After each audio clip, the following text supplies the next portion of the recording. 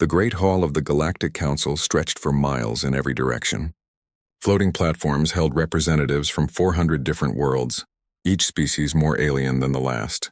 Some breathed methane, others lived in water tanks, and a few existed as pure energy contained in crystal shells. Despite their differences, they all shared one thing in common today: fear. At the center of the hall, a massive hologram showed the latest battle reports. The Zephyrian Empire had struck again. This time they had destroyed 3 entire star systems in less than a day. The images were horrifying. Planets turned to ash, space stations melted into metal clouds, and millions of lives snuffed out in seconds. The Zephyrians were not the largest species in the galaxy, but they were the most feared. Their bodies were made of living crystal that could deflect most weapons. Their ships were black as space itself and bristled with quantum disruptors, weapons that could tear apart matter at the smallest level. When a quantum disruptor fired, whatever it hit simply stopped existing. Council Speaker Thelvan, a tall being with blue skin and 6 arms, called for order. Her voice carried across the hall through translation devices that turned her words into sounds each species could understand. "The Zephyrian Empire has ignored our peace treaties again," she announced. "They have declared war on the Alteran Trade Federation. All 17 worlds in that system have already surrendered without firing a single shot." A low murmur ran through the assembly. This was always how it went. The Zephyrians would point their quantum disruptors at a world, and that world would give up immediately. No one wanted to face those terrible weapons. "What about military intervention?" asked Ambassador Kroll, whose species looked like giant crabs. "Surely we cannot let this continue." Thelvan's expression grew even more grim. "The Zephyrians have 1,000 ships armed with quantum disruptors. We have estimates that say they could destroy every world in Council space within a month if we oppose them." The hall fell silent. Everyone knew she was right. The Zephyrians had spent centuries perfecting their weapons while other species focused on trade, art, and peaceful exploration. Now that gap in military power seemed impossible to close. "There is more," Thelvan continued. "Intelligence reports say the Zephyrians are planning another attack. They have chosen their next target." The hologram changed to show a small blue and green planet orbiting a yellow star. Most of the representatives had never seen this world before, but the data scrolling beside it made them lean forward with interest. "The planet is called Earth," Thelvan explained. "Its inhabitants call themselves humans. They achieved faster than light travel only months ago. The Zephyrians consider them a threat that must be eliminated before they can grow stronger." Ambassador Kroll made a sound that his translator turned into laughter. "A threat? They just learned to travel between stars. What weapons could they possibly have?" The intelligence file opened, showing images of human military equipment. The assembled beings stared in disbelief. The humans still used chemical explosives and metal projectiles. Their most advanced weapons threw small pieces of metal at speeds barely faster than sound. Compared to quantum disruptors that worked at light speed, human weapons looked like children's toys. "This is their most powerful weapon," Thelvan said, highlighting an image of a human nuclear missile. "It uses atomic fusion to create an explosion. By our standards, it is extremely primitive." "Then why are the Zephyrians concerned?" asked a representative whose species communicated through color changes on their skin. "Unknown," Thelvan admitted. "Perhaps they simply want to eliminate any potential competition while it is still weak." On the far edge of Zephyrian space, Admiral Kethral stood on the bridge of his flagship, the Void Render. The ship was 5 miles long and armed with enough quantum disruptors to crack a moon in half. Around him, his crystal-bodied crew worked at control stations that glowed with inner light. "Report," Kethral ordered. His voice sounded like rocks grinding together. "The human ship has been detected at the edge of our territory," reported his tactical officer. "Long-range scans confirm primitive technology. Chemical propulsion, metal hull construction, and kinetic weapons only." Kethral felt something like satisfaction flow through his crystalline form. The reports had been accurate. These humans were even more backward than expected. Their ship looked crude and blocky compared to the elegant curves of Zephyrian vessels. "How many ships do they have?" he asked. "Just one, Admiral. It appears to be some kind of diplomatic vessel." "Interesting. They come to negotiate." Kethral's laugh resonated through the bridge like breaking glass. "They do not yet understand that there is nothing to negotiate. Ready the quantum disruptors." All weapons charged and ready, sir. Catherall studied the tactical display. The human ship was small, probably carrying no more than a few dozen crew members. Its weapons were laughably primitive. The intelligence report said humans used metal projectiles that moved at chemical speeds. Such weapons could not even scratch Zephyrian shields, much less their crystal hulls. "Bring us within range," he ordered. "But do not fire yet. I want to speak with these humans first. Let them understand what they face before we destroy them." The Void Render and its escort ships moved toward the human vessel. As they approached, Catherall felt the familiar thrill of coming battle. This would be over quickly. The humans would see the quantum disruptors charging up and surrender immediately, just like every other species in the galaxy. After all, everyone knew what happened when the Zephyrians aimed their weapons at you. The smart ones gave up right away. The stubborn ones got to see their ships dissolved into individual atoms before they died. Either way, the result was always the same. Back in the council chambers, the representatives watched the approaching confrontation through long-range sensors. The human ship looked tiny compared to the 3 Zephyrian dreadnoughts moving toward it. Even the bravest species in the galaxy would have turned and run from such odds. "Should we send a warning?" asked one representative. Thelvan shook her head sadly. "It would take days for any message to reach them. By then this will be over." "Perhaps it is for the best," muttered Ambassador Kroll. "If the humans surrender quickly, the Zephyrians might be satisfied with taking their ship. Not every first contact needs to end in death." But deep down, everyone in the hall knew better. The Zephyrians had not become the most feared empire in the galaxy by showing mercy. They had built their reputation on one simple principle. Anyone who opposed them, even by accident, would be destroyed completely and without hesitation. The quantum disruptors on those 3 ships carried enough power to vaporize a small moon.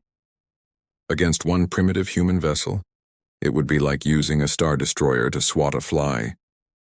"May their deaths be quick," whispered Thelvan, and throughout the hall, 400 different species offered prayers for the humans they had never met. None of them could imagine what was about to happen. In their long history of galactic civilization, no species had ever reacted to Zephyrian weapons with anything but immediate, overwhelming terror. But then again, no species like humanity had ever existed before. The human ship Defiance dropped out of faster-than-light travel with a flash of blue energy. Captain Sarah Chen stood on the bridge looking out at the stars through the main view screen. After months of travel from Earth, they had finally reached the edge of what the aliens called Zephyrian space. "Well, this is it," she said to her crew. "First contact with an alien empire. Everyone ready?" Her security chief, Marcus Rodriguez, checked his weapon for the 3rd time. It was a simple railgun that fired metal slugs using magnetic force. Compared to the energy weapons he had seen in science fiction movies, it seemed almost primitive. But it was reliable, accurate, and packed enough punch to stop anything he had ever faced. "Ready as we'll ever be, Captain," he replied, "though I still think we should have brought more firepower." Dr. Elena Vasquez, the ship's science officer, looked up from her instruments. She was a small woman with dark hair and curious eyes that seemed to take in everything around her. "The alien transmissions we picked up suggested they prefer diplomatic solutions. Maybe we won't need weapons at all." Chen nodded, though she kept one hand near the communication controls. Earth's government had sent them out here to make contact with alien civilizations and hopefully establish trade relationships. The radio signals they had detected suggested advanced technology that could benefit both species. "Contact on sensors," announced the navigator. 3 ships, very large. "They're moving toward us." "Alien ships?" Chen asked. "Definitely. The design is completely different from anything human. They look like they're made of black crystal." Chen felt a mix of excitement and nervousness. This was the moment humanity had dreamed about for centuries, meeting another intelligent species among the stars. She activated the communication system and broadcast on all frequencies. "Alien vessels, this is Captain Sarah Chen of the Earth ship Defiance. We come in peace and wish to establish diplomatic contact." The response came almost immediately. The voice that emerged from the speakers sounded like grinding stone, but the translation system their computers had built from intercepted alien transmissions made the words clear.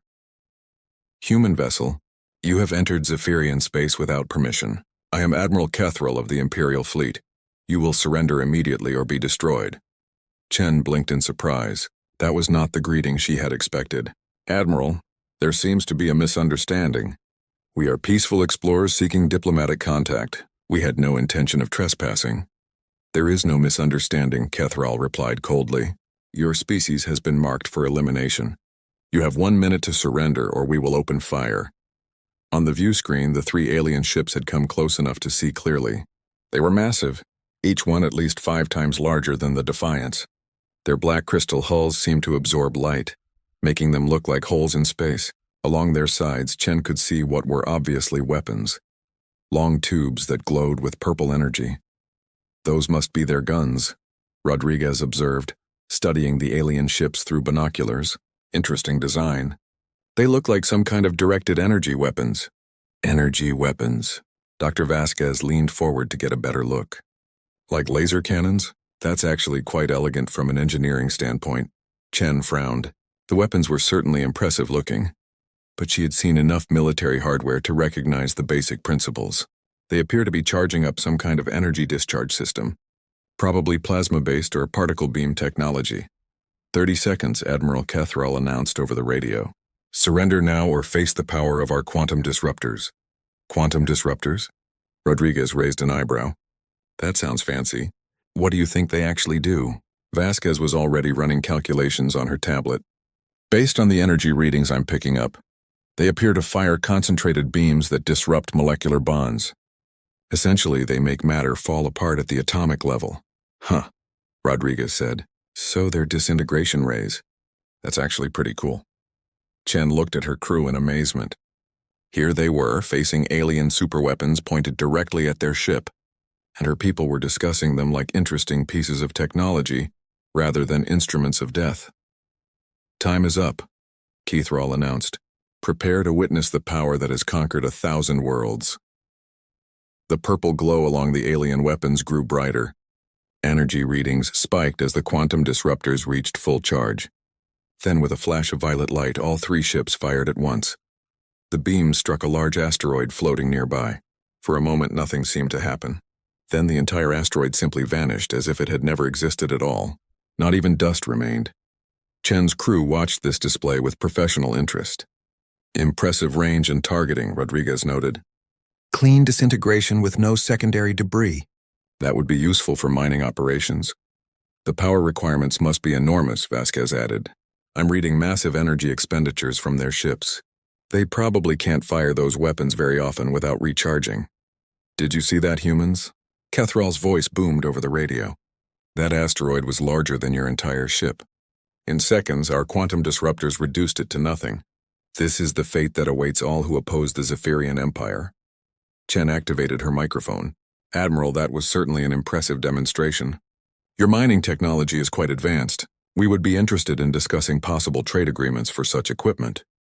Silence filled the radio channel for several long seconds. When Kethral spoke again, his voice carried a note of confusion. Mining technology? Those were quantum disruptors, the most feared weapons in the galaxy. Oh, Chen replied. You mean those are weapons? They look very similar to the industrial plasma cutters we use for asteroid processing. Yours have a nice purple color, though. Ours are usually more of a blue-white. On the Zephyrian flagship, Admiral Kethral stared at his communication officer in disbelief. Did they just compare our quantum disruptors to mining equipment? Yes, Admiral, the officer replied, his crystal form flickering with confusion. They seemed genuinely unimpressed. Kethral had conquered dozens of star systems using these same tactics. The mere sight of quantum disruptors charging up was enough to make entire fleets retreat in terror.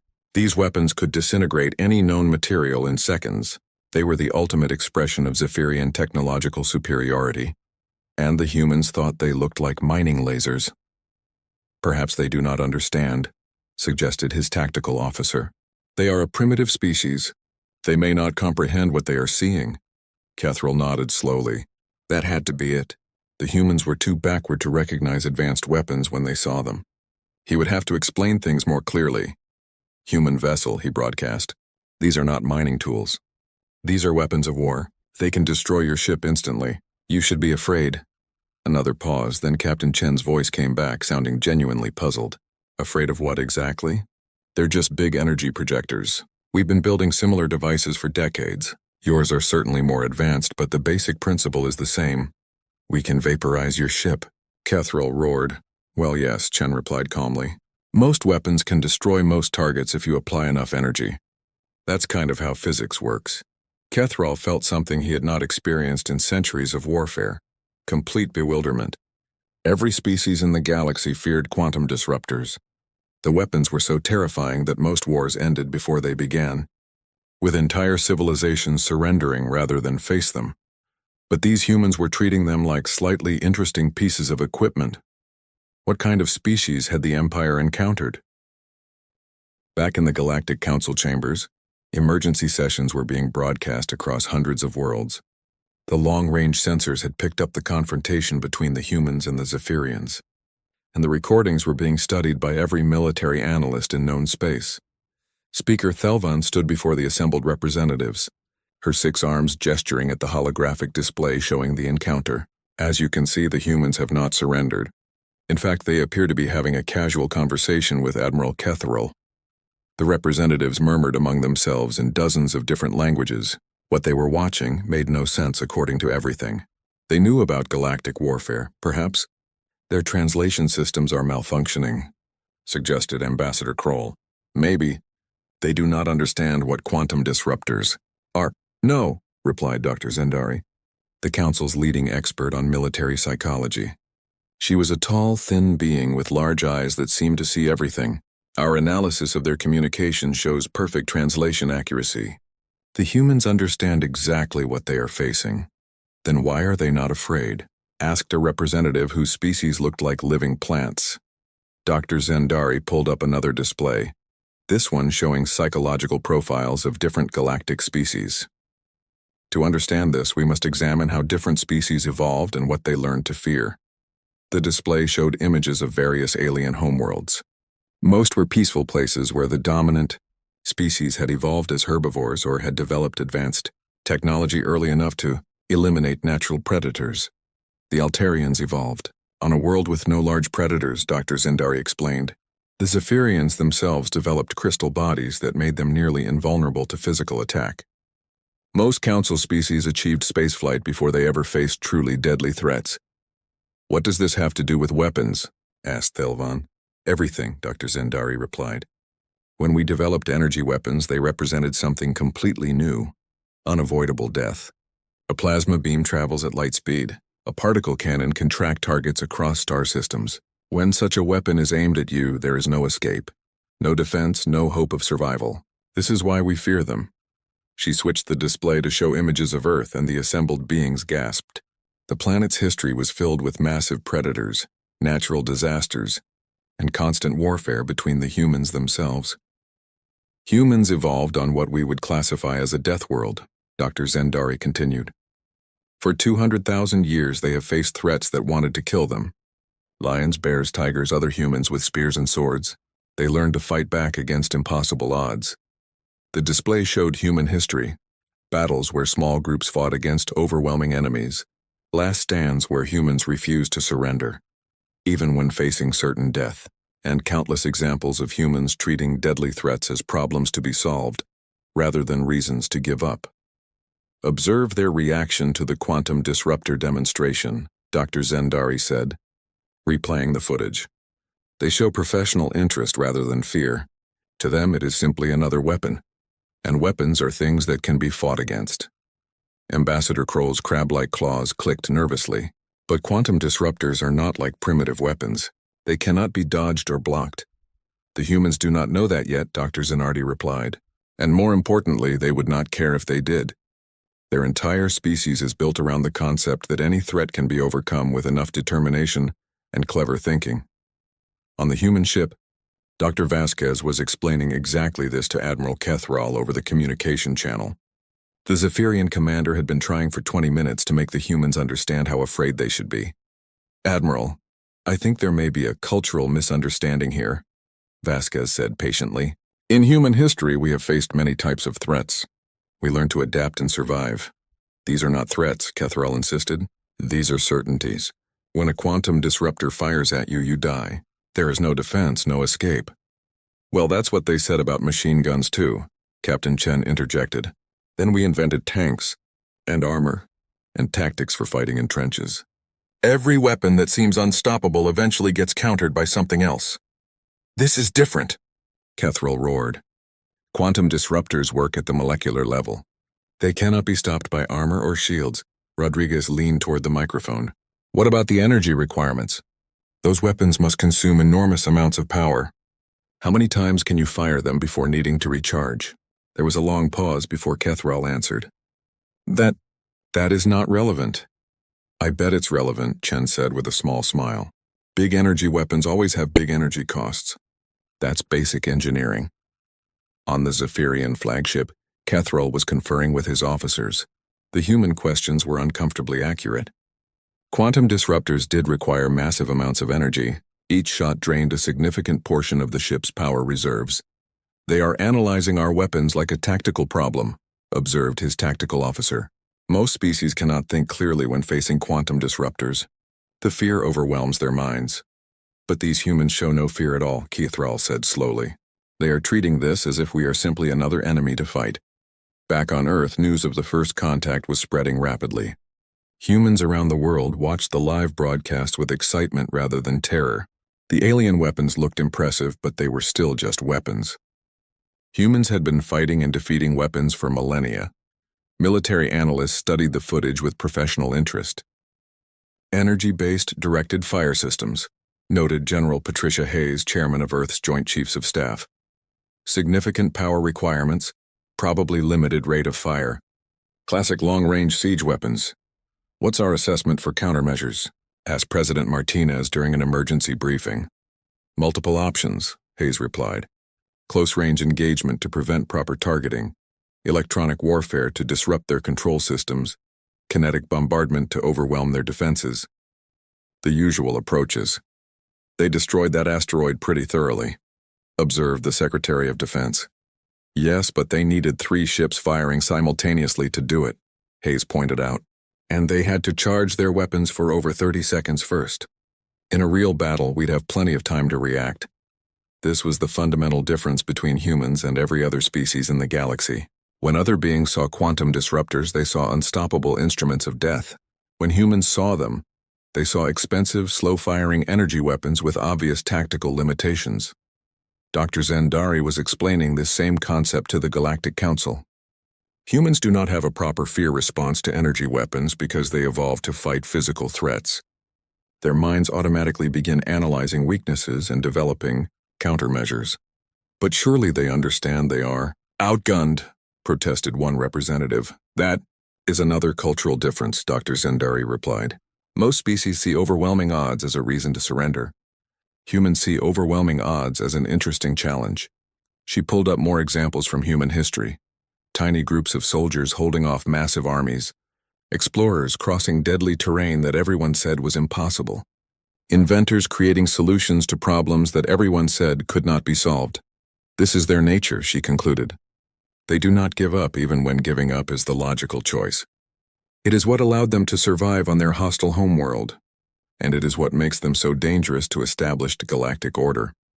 As if to prove her point, Captain Chen's voice came over the transmission from the confrontation site. Admiral Kethril, we appreciate the demonstration of your technology. Now shall we discuss trade agreements, or do you intend to keep waving those energy projectors around all day? The silence that followed was so complete that beings across the galaxy could hear their own breathing. Never in recorded history had anyone spoken to a Zephyrian admiral with such casual dismissal. And somewhere in the darkness of space, 3 of the most powerful warships ever built faced off against one primitive human vessel, whose crew refused to understand that they should already be dead. Admiral Kethril had reached the limit of his patience.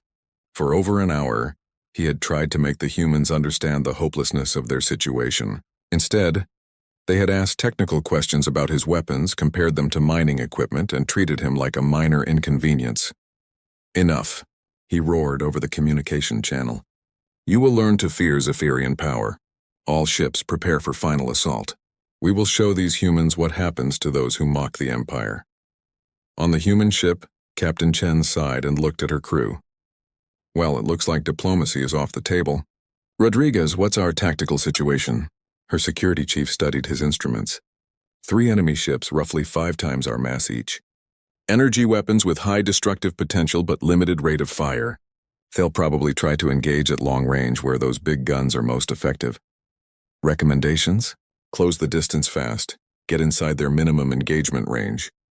Those quantum disruptors look like siege weapons, powerful but not designed for close combat. Dr. Vasquez looked up from her science station. I've been analyzing their energy signatures. Each shot from those weapons drains about 15% of their total power. They can only fire 6 or 7 times before needing to recharge their entire power grid. Perfect, Chen said. Navigation, plot and intercept course. Maximum acceleration. Rodriguez, prep all weapon systems. Aye, Captain, came the replies. The Defiant suddenly changed direction, its fusion engines roaring to full power. Instead of retreating or trying to negotiate further, the human ship accelerated directly toward the 3 Zephyrian dreadnoughts. On the bridge of the Void Render, Kethril stared at his tactical display in disbelief. They are attacking us? Yes, Admiral, his tactical officer confirmed. The human ship is on a direct intercept course. Time to contact, 4 minutes. This is madness, muttered his weapons officer. 1 ship against 3? They must be suicidal. Kethril quickly considered his options. The humans were closing distance rapidly, but that actually made things easier. At close range, the quantum disruptors would tear their primitive ship apart in seconds. All ships prepare to fire, he ordered. Target the human vessel. Full spread, maximum power. The 3 Zephyrian ships moved into firing formation. Their quantum disruptors began charging with that familiar purple glow. In space combat, this was the moment when most enemies would break off their attack and retreat in terror. The human ship kept coming. 2 minutes to contact, reported the tactical officer. They show no signs of slowing down. Then they will die, Kethril said coldly. Fire when ready. The quantum disruptors reached full charge. Purple beams lanced out across space toward the approaching human ship. But something was wrong. The targeting systems, designed to lock onto the energy signatures of other spacecraft, were having trouble maintaining a lock on the human vessel. Target acquisition is unstable, reported the weapons officer. Their propulsion system is interfering with our sensors. The quantum disruptor beams missed by hundreds of meters. The human ship continued its relentless approach, now close enough that Kethril could see details of its construction. It looked crude and blocky compared to the elegant curves of Zephyrian vessels. But it was moving faster than any ship its size should be able to go. Recharge weapons, Kethril ordered. Fire again, but the second volley also missed. The human ship was moving too fast and changing direction too often for the quantum disruptors to track properly. Weapons designed to destroy large, slow-moving targets at long range were proving useless against a small, agile opponent that refused to follow standard tactical doctrine. 1 minute to contact, announced the tactical officer, his crystal form flickering with nervousness. Admiral, called the communications officer. The humans are transmitting. Captain Chen's voice filled the bridge. Admiral Kethril, we're coming alongside for a closer look at your ships. Please hold still so we don't accidentally bump into you. They want us to hold still? Kethril could barely comprehend what he was hearing. While they attack us? 30 seconds to contact. They are opening weapons ports. Kethril finally got a good look at the human weapons as they extended from the Defiance. They were small, primitive-looking tubes that bore no resemblance to any military hardware he had ever seen. They looked more like construction equipment than weapons of war. What are those? He asked. Unknown, Admiral. They appear to be some kind of magnetic acceleration devices. The human ship was now so close that it filled half the view screen. At this range, the quantum disruptors couldn't target it without risking damage to their own ships. Kethril felt a moment of grudging respect for the human. Tactical thinking, they had identified his weapon's weakness and exploited it perfectly. Then, the humans opened fire. The railguns on the Defiance launched streams of metal, slugs at 15% of light speed. The projectiles, each no larger than a human fist, struck the Zephyrian shields with devastating force. Energy barriers designed to deflect plasma and particle beams offered no resistance to solid matter. Moving at relativistic speeds, the slugs punched through the shields like they weren't there and slammed into the crystal hulls of the Zephyrian ships. The Void Render shuddered under the impacts as chunks of its crystalline armor shattered and flew away into space. Impossible, Kethril roared. Those are primitive kinetic weapons. They should not be able to penetrate our defenses. Our shields are designed to stop energy attacks, his tactical officer reported, his voice tight with panic. They are useless against solid projectiles at these velocities. More railgun slugs hammered into the void render. Warning lights flashed across the bridge as systems began failing. The beautiful crystal hull that had deflected laser fire and plasma bolts was cracking under the relentless bombardment of simple metal projectiles. Return fire, Kethril ordered desperately. Cannot target, Admiral. They are too close, moving too fast. Our quantum disruptors need time to charge and lock on. The human ship darted between the three Zephyrian vessels like an angry wasp, its railguns spitting death. It was too small and too agile for the massive alien ships to track with their siege weapons.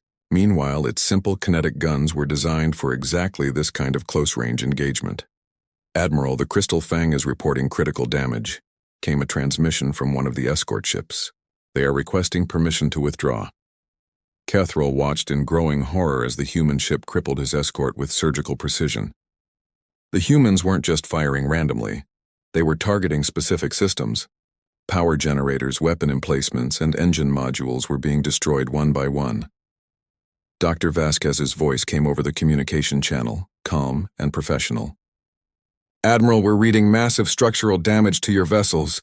We recommend you withdraw before someone gets seriously hurt. This is impossible, Kethril whispered. We have the most advanced weapons in the galaxy. You have very expensive long-range weapons, Captain Chen corrected. We have simple, reliable close-range weapons. In this kind of fight, simple wins. The second escort ship, the Shard of Night, was now drifting powerless with its engines destroyed. The Defiance had taken some hits from defensive lasers, but its thick armor plating and redundant systems kept it fighting. Human ships were built to take punishment and keep working. Admiral, his tactical officer reported, we have lost primary weapons on decks 7 through 12. Quantum Disruptor Array 3 is completely destroyed. Shield generators are failing. Kethril realized with dawning horror that he was losing. His mighty dreadnought, armed with weapons that could destroy planets, was being systematically dismantled by a single primitive human ship using metal bullets. Sir, came another transmission. The humans are launching some kind of missiles. Kethril looked at the tactical display. Small objects were separating from the human ship and moving toward his vessels. They looked crude and simple compared to Zephyrian smart weapons, but after what he had seen today, he was no longer underestimating human technology. Point defense systems. Engage those missiles, he ordered. The Zephyrian laser defense grid activated, sending out dozens of precisely aimed beams to intercept the incoming projectiles. The lasers, designed to stop energy-based weapons and guided missiles, should have destroyed the human weapons easily. Instead, the human missiles seemed to ignore the laser fire completely. They weaved through the defensive beams like living things, their crude guidance system somehow more effective than advanced Zephyrian targeting computers. How are they avoiding our defenses? Kethril demanded. Unknown, Admiral. Their guidance systems appear to be intuitive rather than computational. The missiles struck the void render and exploded. But these weren't energy explosions. They were simple nuclear fission devices that released massive amounts of heat and radiation. The crystal hull, designed to deflect directed energy, conducted the thermal shock throughout the entire ship structure. Cracks spread across the bridge viewport. Emergency systems activated as the ship's superstructure groaned under stresses it was never designed to handle. All around him, Kethril could hear the sound that no Zephyrian captain ever wanted to hear. His ship was breaking apart. Admiral, the tactical officer reported, his voice barely a whisper, we have lost the war. The Battle of Proxima Relay lasted 6 hours from first shot to final surrender. When it was over, the most feared fleet in the galaxy had been reduced to drifting wreckage by a single human ship with primitive weapons. Across the galaxy, beings who had lived in terror of Zephyrian quantum disruptors watched the recordings in stunned silence. The impossible had happened. The Zephyrian Empire, which had conquered 1,000 worlds through fear alone, had been defeated by a species that didn't know enough to be afraid. On the bridge of the Defiance, Captain Chen surveyed the damage around her. The ship had taken a beating, but human engineering had kept them fighting. Burned-out control panels sparked occasionally, and the air recycling system made worrying noises, but they were alive and victorious. Damage report, she requested. Hull breaches on decks 3 and 7, sealed and pressurized, Rodriguez replied. Main railgun battery is down to 60% capacity. We've lost 2 missile launchers and the backup navigation computer. Could be worse, Chen observed. What about the Zephyrians? Dr. Vasquez checked her sensors. 2 of their ships are completely disabled. The third, their flagship, is still technically operational but heavily damaged. I'm reading massive structural failures throughout their hulls. Any casualties? Their ships appear to be designed with excellent emergency systems. I'm detecting life signs on all 3 vessels, though many crew members are probably injured. Chen nodded. Despite being attacked without provocation, she felt no desire to slaughter helpless enemies. Open a channel to Admiral Kethrall. The view screen flickered to life, showing the bridge of the Void Render. The elegant crystal architecture was cracked and broken, sparks flying from damaged systems. Admiral Kethrall stood among the wreckage, his crystalline form dimmed with defeat. Admiral, Chen said formally, I'm prepared to accept your surrender. Your ships are disabled, and continued fighting will only result in unnecessary casualties. Kethrall stared at her for a long moment. In his entire military career, spanning over 2 centuries, no one had ever offered to accept his surrender. The Zephyrian Empire was the one that demanded surrender from others. How? He asked quietly. Our weapons are the most advanced in the galaxy. Our ships are the most powerful ever built. How did you defeat us with primitive technology? Chen considered the question carefully. Admiral, I think the problem is that you've been fighting the wrong kind of wars for too long. Your quantum disruptors are indeed very advanced. They're perfect weapons for intimidating enemies into surrender without fighting. But when someone actually wants to fight, they have serious weaknesses. What weaknesses? Kethrall demanded. They can destroy any matter at the molecular level. That's exactly the problem, Rodriguez interjected. They're too powerful. You've built siege weapons for ship-to-ship combat. They take too long to charge, they consume too much power, and they can't target fast-moving objects at close range. Dr. Vasquez pulled up a tactical analysis on her screen. Our railguns fire solid projectiles at 15% of light speed. Your shields can't stop them because they're designed for energy attacks. Your hull armor is crystalline, which makes it strong against directed energy but brittle against kinetic impact. Furthermore, Chen added, your entire tactical doctrine is based on long-range intimidation. You've never had to learn how to fight against an enemy that doesn't retreat when you point your big guns at them. Kethrall absorbed this information slowly. Everything the human said was correct, but it challenged fundamental assumptions about warfare that the Zephyrians had held for centuries. You could have destroyed us completely, he said. Why did you target only our weapons and engines? Because we're not monsters, Chen replied simply. You attacked us, so we defended ourselves. But that doesn't mean we want to commit genocide. This concept was as alien to Kethrall as quantum disruptors had been to the humans. The Zephyrian way of war was total domination, complete destruction of enemy forces, and the will to resist. The idea of showing mercy to a defeated foe was incomprehensible. What happens now? He asked. Now we contact the Galactic Council and inform them that Earth is interested in joining as a peaceful member, Chen said. As for you, Admiral, I suggest you return to your empire and tell them that the age of ruling through fear is over. The transmission ended, leaving Kethrall alone with his shattered fleet and his shattered worldview. 3 days later, the emergency session of the Galactic Council was the largest gathering in the organization's history. Representatives from 400 worlds packed the Great Hall, all wanting to see the humans who had done the impossible. Captain Chen stood at the speaker's podium, looking calm and professional despite being the center of attention for half the galaxy. Beside her, Dr. Vasquez and Rodriguez waited patiently as Speaker Thelvan called for order.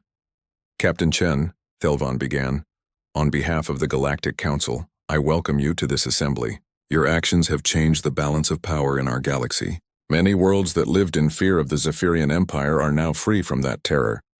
Chen nodded respectfully. Thank you, Speaker Thelvan. Earth is honored to make contact with so many different civilizations. We hope to establish peaceful relationships and beneficial trade agreements with all council members. There are many questions about your military capabilities, pressed Ambassador Kroll. Your weapons seemed primitive, yet they defeated the most advanced fleet in known space. With respect, Ambassador, they weren't the most advanced, Chen replied. They were the most expensive and the most feared. There's a difference. Dr. Vasquez stepped forward to address the assembly. The Zephyrian weapons represented the absolute pinnacle of energy-based technology. But they were designed to fight the last war, not the next one. When faced with simple kinetic weapons and aggressive tactics, they proved inadequate. "Are you saying our entire understanding of military technology is wrong?" asked a representative whose species communicated through scent patterns. "Not wrong," Rodriguez answered. "Just incomplete. Energy weapons are excellent for certain applications: long-range bombardment, planetary siege, precision strikes. But in close combat against agile opponents, simple kinetic weapons are often more effective." The revelation sent shockwaves through the assembly. For centuries, the galactic understanding of warfare had been based on the assumption that more advanced meant more powerful. The humans had proven that sometimes simpler was better. "What are Earth's intentions now?" Delavan asked carefully. "Many worlds are concerned about human expansion," Chen smiled. "Earth seeks peaceful coexistence and mutual benefit through trade and cultural exchange. We have no desire to conquer or dominate other species. We've seen enough war on our own world to know that violence should always be the last option." "But you will defend yourselves," observed Dr. Zendari. "Of course," Chen replied. "Any species that tries to attack Earth or our allies will discover that we fight back. But we prefer to make friends rather than enemies." Over the following weeks, the political landscape of the galaxy transformed completely. The Zephyrian Empire, its reputation for invincibility destroyed, faced rebellions on dozens of worlds. Some surrendered peacefully, while others fought bitter campaigns for independence. The quantum disruptor, once the most feared weapon in space, became a symbol of outdated thinking. Military academies across the galaxy began studying human tactical doctrines, learning how aggression and adaptability could overcome technological superiority. Trade delegations from Earth spread throughout Council space, offering human technology and expertise in exchange for alien knowledge and resources. Human engineers, with their practical approach to problem-solving, found solutions to challenges that had puzzled alien scientists for generations. But perhaps the most important change was psychological. For the first time in galactic history, advanced weapons were no longer automatically associated with inevitable victory. The humans had shown that courage, creativity, and determination could triumph over fear and overwhelming odds. Dr. Zendari published a study that became required reading in military colleges across the galaxy. Her conclusion was simple but profound. The humans succeeded not because they were unafraid of quantum disruptors, but because they refused to let fear control their actions. They treated an impossible situation as merely another problem to be solved. 1 year after the Battle of Proxima Relay, Admiral Kethrall requested a meeting with Captain Chen at a neutral space station. The former commander of the most powerful fleet in the galaxy now served as a military advisor to the reformed Zephyrian Republic. "I wanted to thank you," he told her as they sat in the station's observation deck, watching ships from dozens of different worlds dock peacefully together. "Thank me for what?" Chen asked. "For showing us that there was another way," Kethrall replied. "The Zephyrian Empire ruled through fear for so long that we forgot what it meant to earn respect. Your people taught us that strength comes not from the power to destroy, but from the wisdom to build." Chen looked out at the busy space station, where humans worked alongside Zephyrians, Altarians, and dozens of other species. "Everyone deserves a chance to choose their own path, Admiral. Even former enemies." Thank you for watching and comment for next part.